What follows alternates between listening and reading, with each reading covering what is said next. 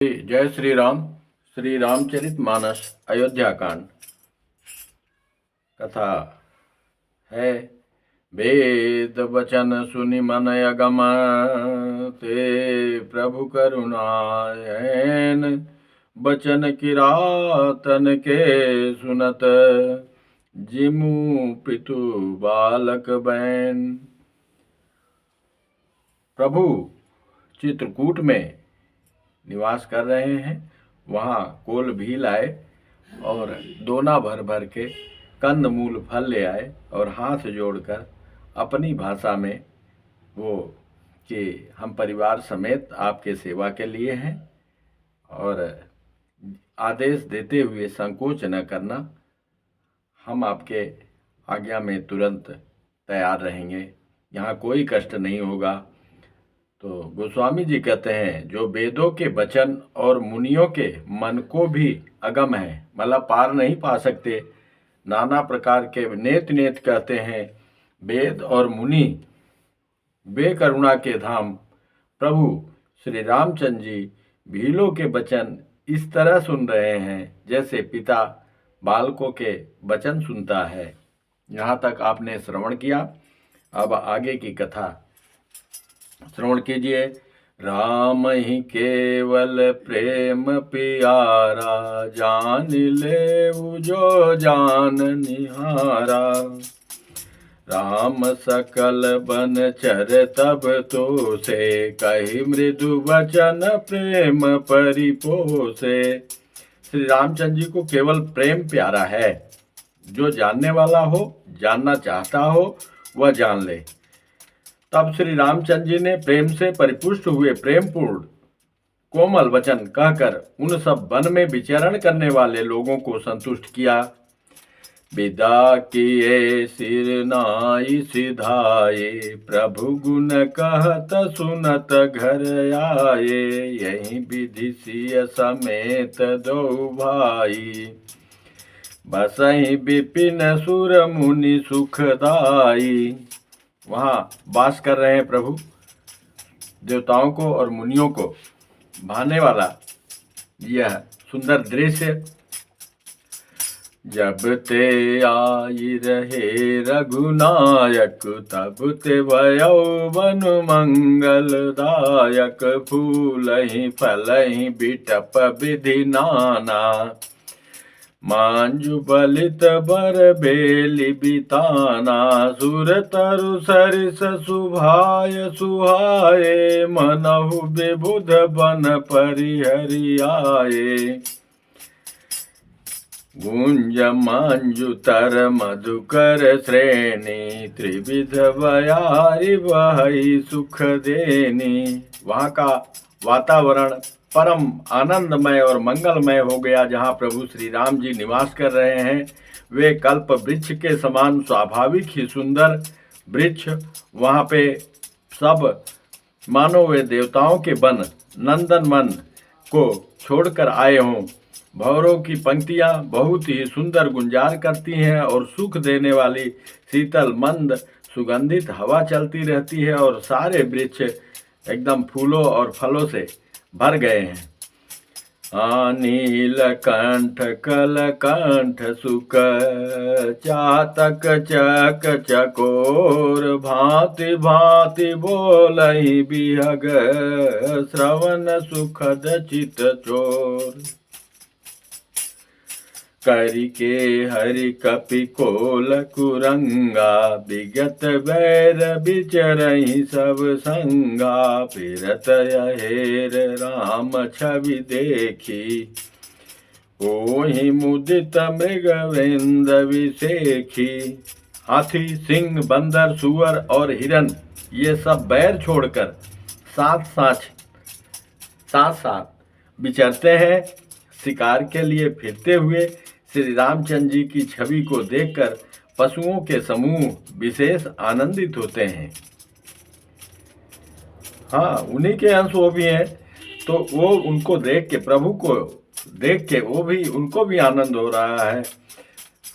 विबुध विपुन जहाँ लगी जग माही, देखी राम बन सकल सिहाई, सुर सरि सरसई दिन कर कन्या, नेकल सुता गोदावरी धन्या। जगत में जहाँ तक जितने देवताओं के वन हैं, सब श्री राम जी के वन को देखकर सिहाते हैं। मतलब श्री राम जी जहाँ पे जिस वन में हैं उनको सिहाते हैं, उनकी बड़ाई करते हैं, बखान करते हैं।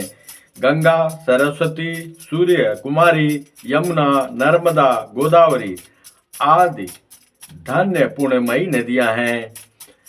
सब सर सिंधु नदी नद नाना, मंदाकिनी कर करही बखाना, उदय अस्त गिरि अरु कैलासु, मांदर मेरु सकल सुरवासु। सारे तालाब, समुद्र, नदी और अनेकों नद सब मंदाकिनी की बड़ाई करते हैं।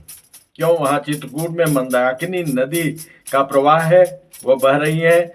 उदयाचल, अस्ताचल, कैलाश, मंदराचल और सुमेर आदि सब जो देवताओं के रहने के स्थान हैं।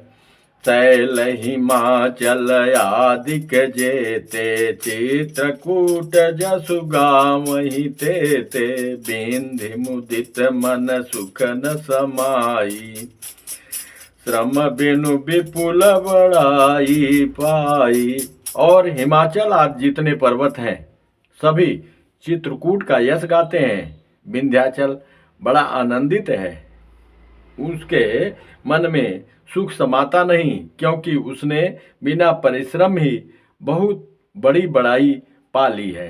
वो चित्रकूट जो है पर्वत श्रृंखला, वो विंध्याचल पर्वत श्रृंखला की ही शाखा है।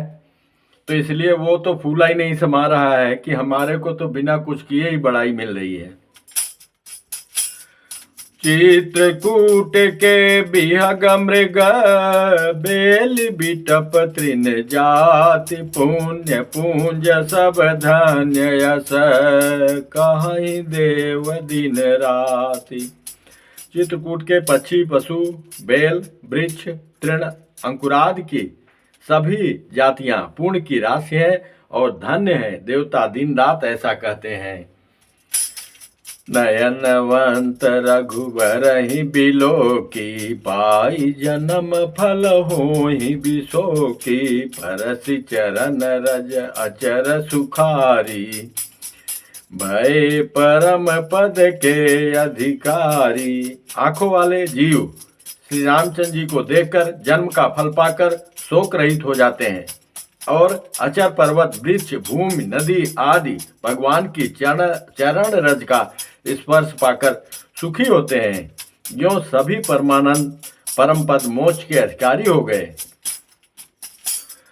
शोभनु शैलु सुभाय सुहावन, मंगलमय अति पावन पावन, महिमा कहिय कवनि विदितासु, सुख सागर जाके निवासु, पय पयोधि तज अवध बिहाई, जह सिय लखनु राम रहे आई, कही न सकहि सुसमा जसि कानन, जौ सत सहस होई सहसानन। उस वन की परम शोभा हो गई है, उसको हजार मुख वाले जो लाख शेष जी हों वो भी नहीं कह सकते। अयोध्या को छोड़कर सीता, लक्ष्मण जी और रामचंद्र जी जहाँ आकर बस रहे हैं, क्षीर सागर को भी छोड़ दिया है। ये चित्रकूट की महिमा है। तो मैं बरन कहूँ विधि के ही, डाबर कमठ के मांदर ले, से वही लखन करम मन बानी, जाई न सेलु सनेहु बखानी, छिनु छिनु लखि सिय राम पद, जानी आप परनेहु, करत न सपनेहु लखनु चितु, बंधु मातु पितु गेहु।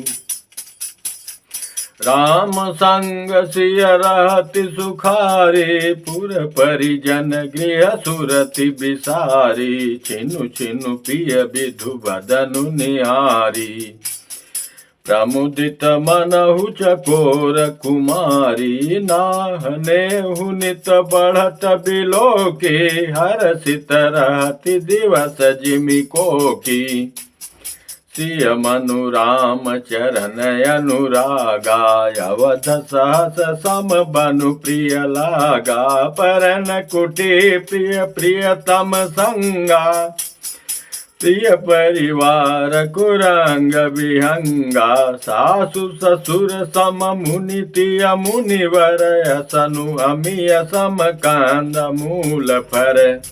प्रियतम श्री रामचंद्र जी के साथ पर्णकुटी प्यारी लगती है, और हो भी क्यों न, वहाँ अगर अयोध्या में होते तो बहुत लोग प्यार दुलार करने वाले होते, बहुत लोगों के साथ उनका समय बीतता। अब भगवान का सारा समय श्री जानकी जी और लक्ष्मण जी के साथ ही बीत रहा है। मृग और पक्षी प्यारे कुटुंबियों के समान लगते हैं, मुनियों की स्त्रियां सास के समान, श्रेष्ठ मुनि ससुर के समान, और कंद मूल फलों का आहार उनको अमृत के समान लगता है। नाथ साथ साथरी सुहाई, मयन शयन सय सम सुखदाई, लोकप होई बिलोकत तासु, लोकप होई बिलोकत जासु, तेहि की मोहि सक विषय बिलासु। स्वामी के साथ सुंदर साथरी कुश और पत्तों की सेज सैकड़ों कामदेव की सेजों के समान सुख देने वाली है, जिनके कृपा पूर्वक देखने मात्र से जीव लोकपाल हो जाते हैं। उनको कहीं भोग विलास मोहित कर सकते हैं, निर्विकार रहते हैं। हाँ सुमिरत राम हित जहि जन, तृण सम विषय बिलासु, राम प्रिया जग जननि सिय, कछु न आचर जुतासु। जिन श्री रामचंद्र जी का स्मरण करने से ही भक्तजन तमाम भोग विलास की तिनके के समान त्याग देते हैं, उन श्री रामचंद्र जी की प्रिय पत्नी और जगत की माता सीता जी के लिए यह भोग विलास का त्याग कुछ भी आश्चर्य नहीं है। सिय लखन जहि विधि सुख लहई, सोई रघुनाथ करई सोई कहई, कहई पुरातन कथा कहानी, सुनहि लखन सिय अति सुख माने। पुराण और कथा नाना प्रकार से प्रभु कह रहे हैं और बड़े प्रेम से श्री माता सीता जी और लक्ष्मण जी श्रवण कर रहे हैं। जब जब राम अवध सुधि करही, तब तब बारी बिलोचन भरही, हाँ तो मेरे मातु पितु परिजन भाई, भरत स्नेहु सीलु सेव खाई। लेकिन कभी कभी यदा कदा जब जब श्री रामचंद्र जी अयोध्या की याद करते हैं, तब तब उनके नेत्रों में जल भर आता है। माता पिता कुटुंबियों और भाइयों तथा भरत के प्रेम शील और स्वभाव को याद करके कृपा के समुद्र प्रभु श्री रामचंद्र जी दुखी हो जाते हैं, किंतु फिर कुसमय समझकर धीरज धारण कर लेते हैं। श्री रामचंद्र जी को दुखी देखकर सीता जी और लक्ष्मण जी भी व्याकुल हो जाते हैं, जैसे किसी मनुष्य की परछाई उस मनुष्य के समान ही चेष्टा करती है।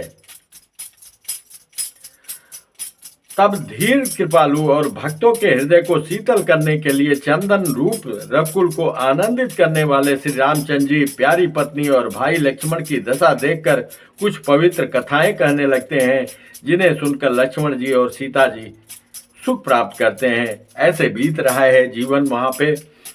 कृपा सिंधु प्रभु होहि दुखारी, धीरज धरहि कुसमौ बिचारी, लखि सिय लखन बिकल होई जाई, जिमि पुरुषहि अनुसर परिछाई, प्रिया बंधु गति लखि रघुनंदनु, धीर कृपाल भगत उर चंदनु, लगे कहन कछु कथा पुनीता, सुनि सुख लहई लखनु अरु सीता, राम लखन सीता सहित सोहत परन निकेत। जिमि बासौ वस अमरपुर सचि जयंत समेत।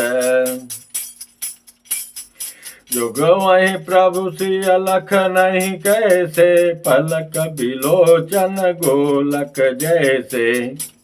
प्रभु श्री रामचंद्र जी सीता और लक्ष्मण जी की कैसी संभाल रखते हैं, जैसे पलकें नेत्रों के गोलकों की, उसी प्रकार आंखों में जैसे अपने आंखों के सामने इन लोगों को रख रहे हैं।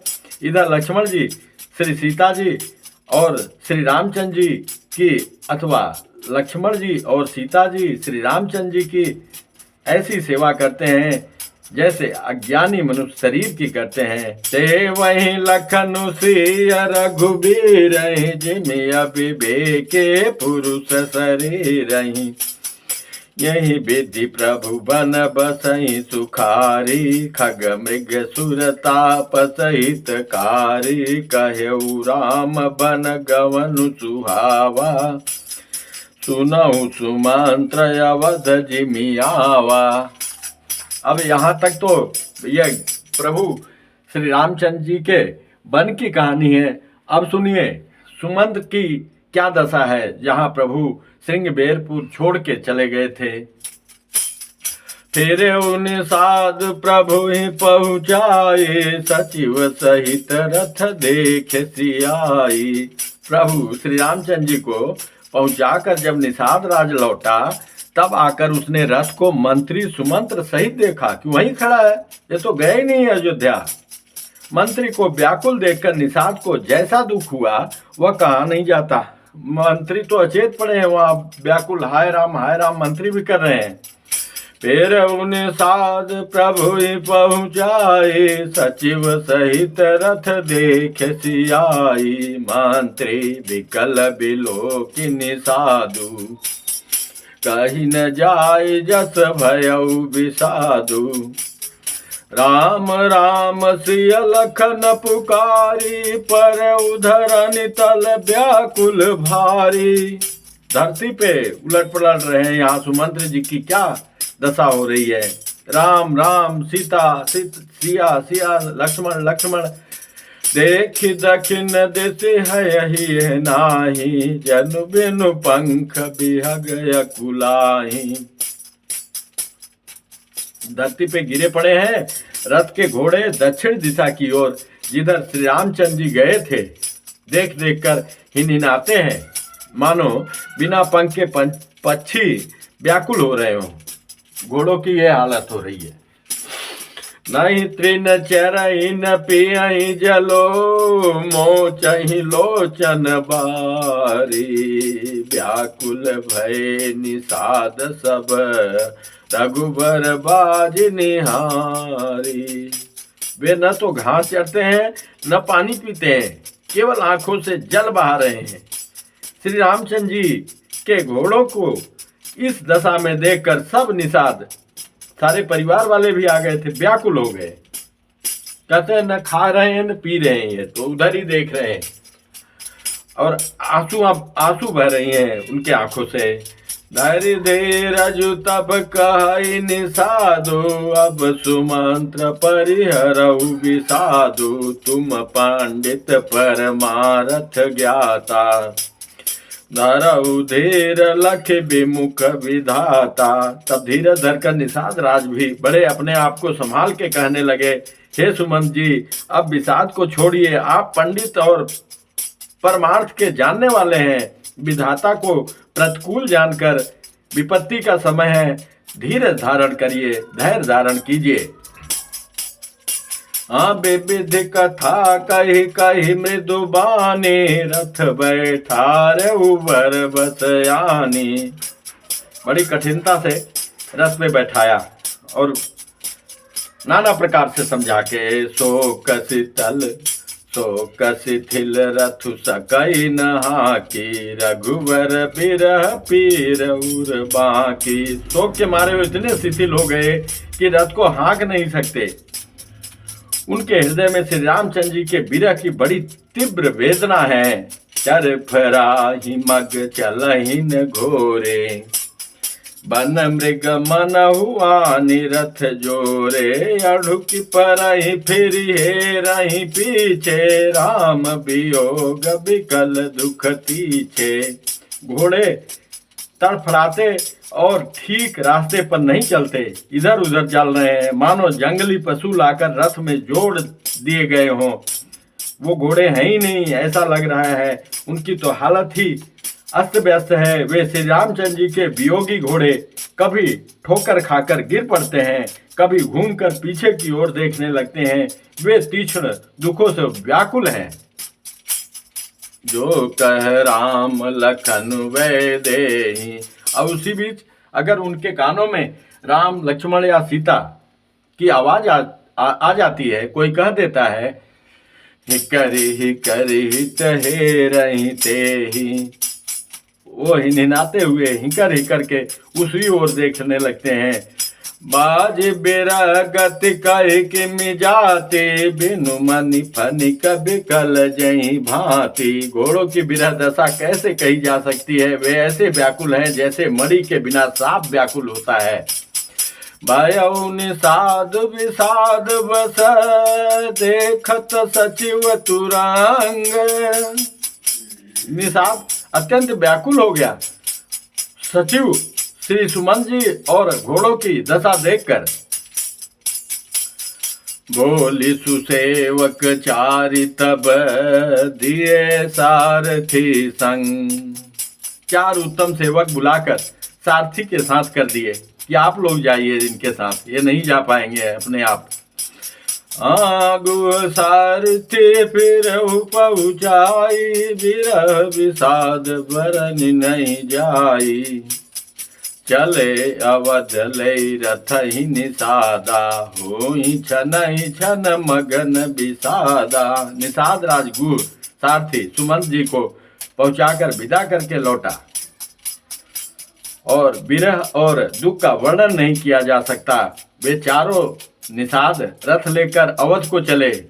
उनके जो साथी सुमंत के साथ सुमंत्र और घोड़ों को देख देखकर वे भी क्षण भर विषाद में डूबे जाते हैं कि एक ऐसा भी होता है। सोच सुमंत्र विकल दुख दीना, धिग जीवन रघुबीर बीना। रहे नयंतउ अधम शरीरु, जस न लहु बिछरत रघुबीरु। अब सुमंत्र तो अपने आप जा नहीं रहे हैं, 4 सारथी उनको दिए गए, वो जा रहे हैं अयोध्या की तरह। किसी तरह घोड़े को ठीक करके व्याकुल और दुख से दीन हुए सुमंत जी सोचते हैं कि श्री रघुवीर के बिना जीने को धिक्कार है। आखिर यह अधम शरीर रहेगा तो है ही नहीं, मरना तो है ही है इसको। अभी श्री रामचंद्र जी के बिछोड़ते ही छूटकर इसने यश क्यों नहीं ले लिया। संसार में बहुत बड़ा यश मिल जाता है इसको। भय अजस यघ भाजन प्राणा, कवन हेतु नहीं करत पयाना। हे प्राण, अपयश और पाप के भाड़े हो गए हो। अब ये किस कारण कुछ नहीं करते, निकलते क्यों नहीं। हाय नीच मन, बड़ा अच्छा मौका चूक गया। अब भी तो हृदय के 2 टुकड़े नहीं हो जाते। मंद मनु अवसर चूका, जहु न हृदय होत दुई टूका।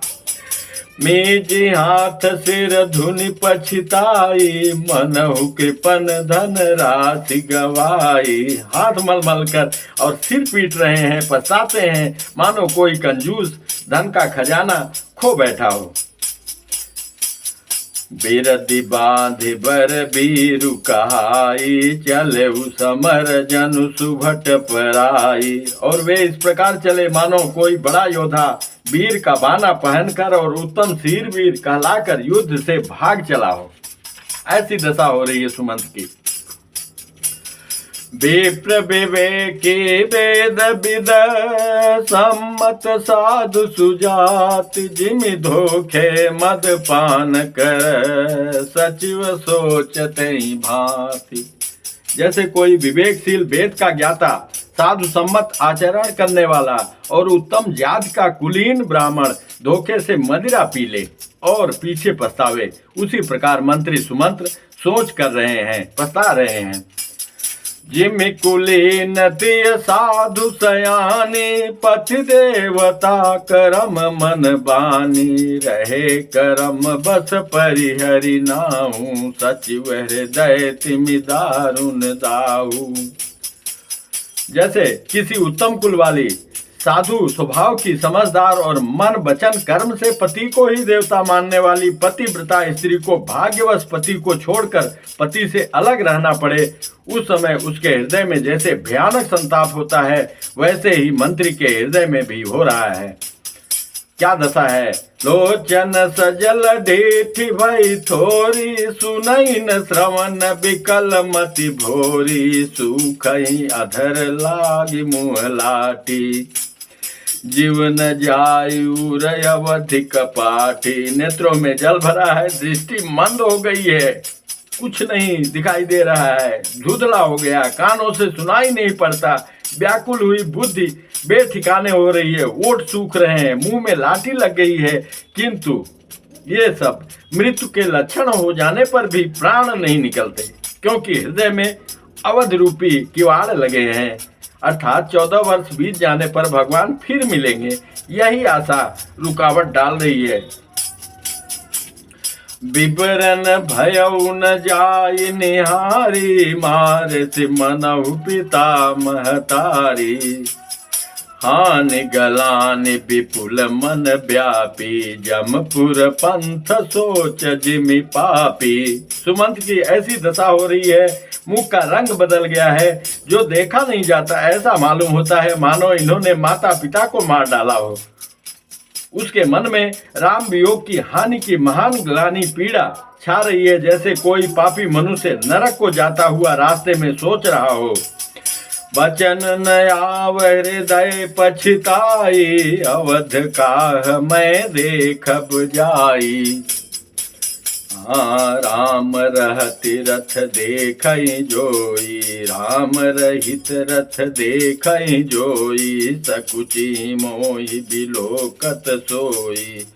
अब मैं अवध में क्या मुंह दिखाऊंगा, कैसे जाऊंगा, क्या जवाब दूंगा, यही सोच रहे हैं सुमन जी। दाई पूछी है मोहि जब बिकल नगर नर नार।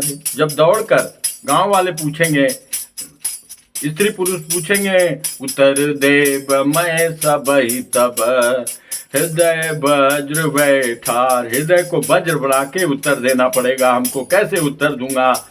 पूछई देन दुखित सब माता, कहब काह मैं तिन्हई विधाता। जब दुखित माताएं पूछेंगी, हे विधाता मैं क्या जवाब दूंगा।